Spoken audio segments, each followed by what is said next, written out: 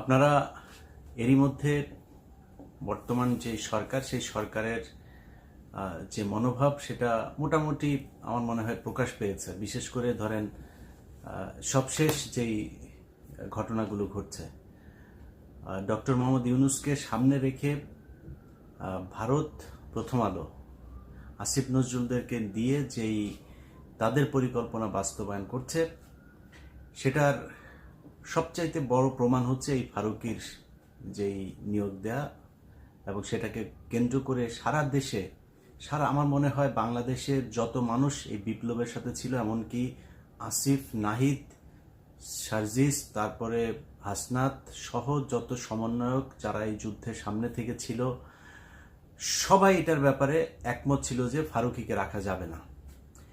কিন্তু একটু চিন্তা করেন যে এই যে ফারুকীকে রাখা হলো সবার মতামত উপেক্ষা করে, কেন, কার জন্যে?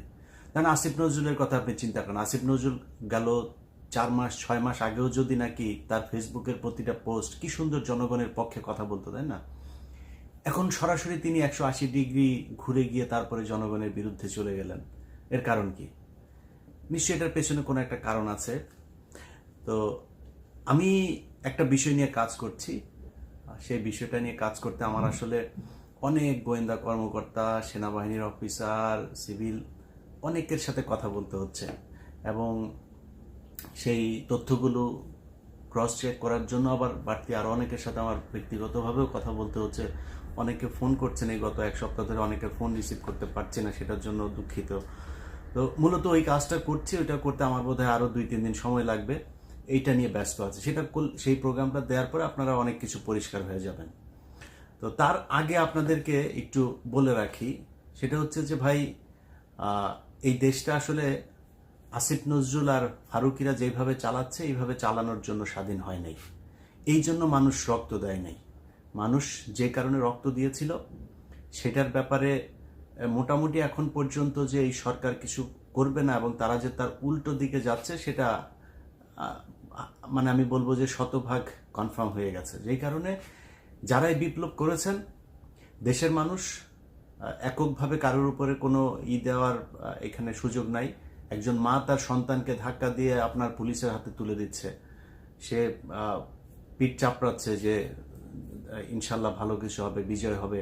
যাকে আটক করা হচ্ছে সে একদম পুলিশের চোখের দিকে চোখ রেখে তারপরে বলে দিচ্ছে ভয় দেখায় লাভ নাই, গুলি করছে, বুক পেতে দিচ্ছে যে আরো গুলি করো। এই আন্দোলনের ভেতরে বাংলাদেশের প্রতিটি মানুষ, সবার এখানে অবদান আছে। অতএব এককভাবে কৃতিত্ব নেওয়ার কিছু নাই, সবাই এখানে ভূমিকা রেখেছে। একমাত্র এই ভারতীয় দালাল আর ওই যে শ্রী কামার কুমার যারা আছে তারা বাদে সবাই এখানে আপনার অবদান ছিল। অতএব এই বিপ্লবের পরে যেভাবে গা ছাড়া দিয়ে তারপরে সবাই মনে করলেন যে বিজয় হয়ে গিয়েছে, ঘরে চলে গেলেন, এইটা হচ্ছে আমাদের সমস্যার সবচাইতে বড় ভুল ছিল এই জায়গাটা। অতএব এইটা ঠিক করতে হবে। যারা ছাত্ররা আছেন তাদেরকে আমি বলবো, এই যে গত যেই রদবদল হলো সেখানে মাহফুজ আলমকে আপনার প্রধান উপদেষ্টার বিশেষ সহকারী থেকে সরায় উপদেষ্টা বানায় দেয়া হলো। নাহিদ ইসলাম, তারপরে আসিফ, তাদেরকেও এখান থেকে সরানোর জন্য নানান ধরনের পায়তারা করা হচ্ছে। বিশেষ কিছু সিদ্ধান্ত নেওয়ার ক্ষেত্রে আসিফ এবং নাহিদ তাদেরকে জানানোই হচ্ছে না। তো এগুলো খুবই অ্যালার্মিং, যে কারণে আমি মনে করি আসিফ, নাহিদ, সার্জিস, হাসনাত সহ যারা এখানে সমন্বয়ক ছিলেন, আন্দোলনে ছিলেন, যেসব রাজনৈতিক, আমি এখানে বিএনপি জামাতকে ছোট করে দেখার কোনো সুযোগ নাই। বিএনপি জামাতের অসংখ্য মানুষ এখানে আপনার এই যুদ্ধে অংশ নিয়েছিল, এবং তাদের এই শহীদদের ভেতরে বেশিরভাগই বিএনপি এবং জামায়াতের লোকজন। তো এই যে মানুষগুলোর সবার অবদান, আমি মনে করি এই বিজয়টা তাদের কারণে এসছে। বিজয়টা এই এখন যারা এই যে উপদেষ্টা মণ্ডলীতে আছেন, এদের আসলে এই দেশের একমাত্র ডক্টর মোহাম্মদ ইউনূস, ওইদিকে আদিলুর রহমান, আসিফ নজরুল, তার তো কিছু ভূমিকা অবশ্যই ছিল, এখনকার যে ভূমিকা সেটা নিয়ে তো প্রশ্ন আমরা তুলবই।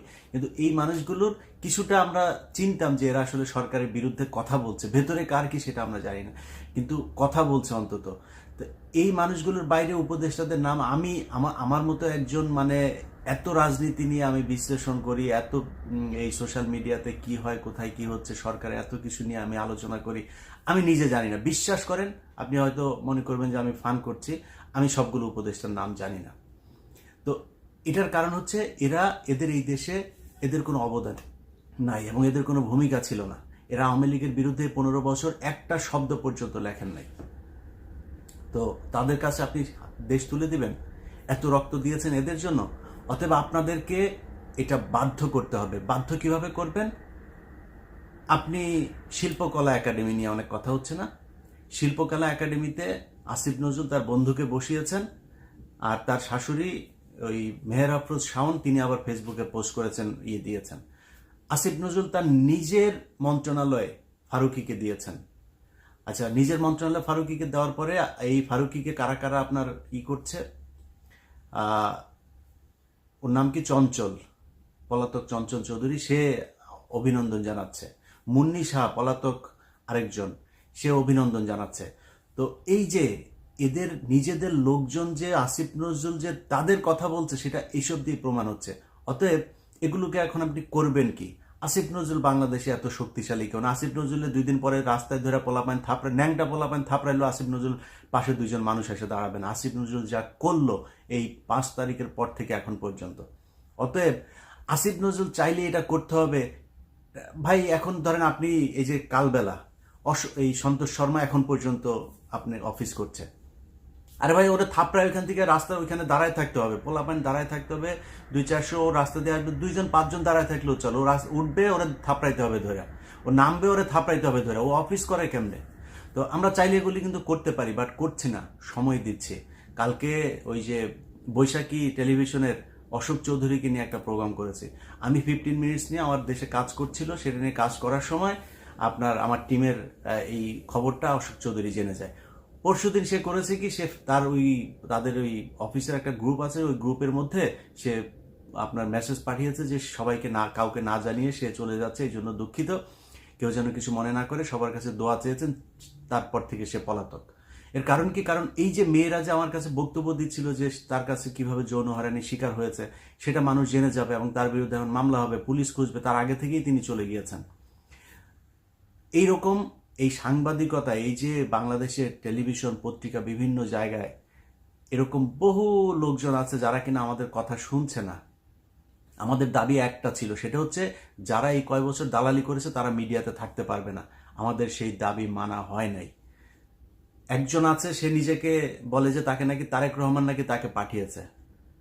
তো আমি কথাটা সরাসরি বলছি যাতে তারেক রহমান এবং বিএনপি তার ব্যাপারে ব্যবস্থা নিতে পারে। ওয়াহিদুজ্জামান RTV-তে তাকে সে বসেছে, দখল নিয়েছে, নিয়ে 5 লাখ টাকা বেতন নিচ্ছে মালয়েশিয়াতে বসে। আবার দেশে কয়েকজন, আমার সাথে 2-3জন টেলিভিশন পত্রিকা মালিকের সাথে কথা হয়েছে, তাদেরকে সে থ্রেট করছে। তাদেরকে নাকি তারেক রহমান নাকি তাকে বলেছে যে ওইগুলো দখল করতে, এখন দখল করবে না যদি নাকি ওরা কিছু টাকা পয়সা দেয়। কারো কাছে 2 কোটি, 3 কোটি, 5 কোটি করে টাকা যাচ্ছে। এই ওয়াহিদুজ্জামান অ্যাপোলো, সে RTV দখল নিয়েছে, কোনো সমস্যা নাই, তারেক রহমানের নাম ভাঙায় নিলেন, আমাদের কোনো সমস্যা নাই। আপনি তো আওয়ামী লীগের দালালি করেন না এতদিন, কিন্তু যাওয়ার পরে সে আওয়ামী লীগের পোলাপানকে ওইখানে বসায়, তারপরে বিএনপির পোলাপানকে ওইখান থেকে বার করে দিচ্ছে, আওয়ামী বিরোধী লোকজনের ওইখান থেকে বের করে দিচ্ছে। এই হচ্ছে এই অ্যাপোলোদের চরিত্র। মুসাদ্দেক হোসেন ফালু, তাকে RTV-তে ঢুকতে দেওয়া হচ্ছে না। তো এগুলো নিজেদের লোকজনকেই নিজেরা, আপনি ওই যে ওইদিকে আরেকজন আছে, সে কিনা আপনার হায়দার টায়দার, তাদেরকে বসায় রেখেছে। DBC-তে এখনো পর্যন্ত এক পাল রয়েছে। তো এই যে সরানো হচ্ছে না, আমরা কিন্তু এক এক করে সবগুলো ধরবো। তখন হাত পা ধরে চাপাচাপি করলে লাভ হবে না। একজনের কোনো রিকোয়েস্ট, যে রিকোয়েস্ট করে, সেটা খালেদা জিয়া করুক, তারেক রহমান করুক, যে মনে চায় করুক, কারো রিকোয়েস্ট কিন্তু শুনবো না। ভালোই ভালোই এখনো সময় দিচ্ছি, অশোক চৌধুরীর মতো ধরার আগে সুন্দর করে এগুলোরে সরান। আপনাদের কাছে আমাদের কোনো চাওয়ার নেই। আপনি বিএনপি করেন, জামাত করেন, আমি 2 দলই করি, আমার বিএনপি জামাত নিয়ে কোনো সমস্যা নাই। কিন্তু আওয়ামী লীগের যে দালালরা এতদিন ছিল, যারা শেখ হাসিনার সব লুটপাট, খুন, গুম এগুলোর বৈধতা দিয়েছে, সেটার বিচার করতে হবে এবং তাদেরকে ওইখান থেকে সরাইতে তো হবেই। এটা নিয়ে তো কোনো প্রশ্নই নেই, এবং বিচারও করতে হবে। সো এই জায়গাগুলো আপনার হচ্ছে।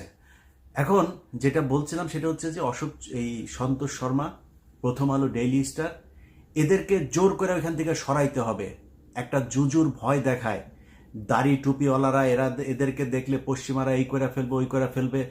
আমি মানে আমি চাইও না সেরকম পরিস্থিতি তৈরি হোক, কিন্তু এই বাংলাদেশের মানুষ শাসন করবে। আপনি যা মনে চায় তাই করছেন, হিন্দুরা তারপরে ওইদিকে ইসকন টিসকন যা মনে চায় তা করবে, তাদের কিছু বলা যাবে না। আর আলেমরা মাঠে নামলে আলেমরা নামলে ওই পশ্চিমারা এই করে ফেলবে ওই করে ফেলবে। কি করে ফেলবে? পশ্চিমারা এই রক্ত দিয়ে তারপরে দেশ স্বাধীন করছে, তাদের এই স্বাধীনতা নাই, তারা এটা চাইতে পারে না।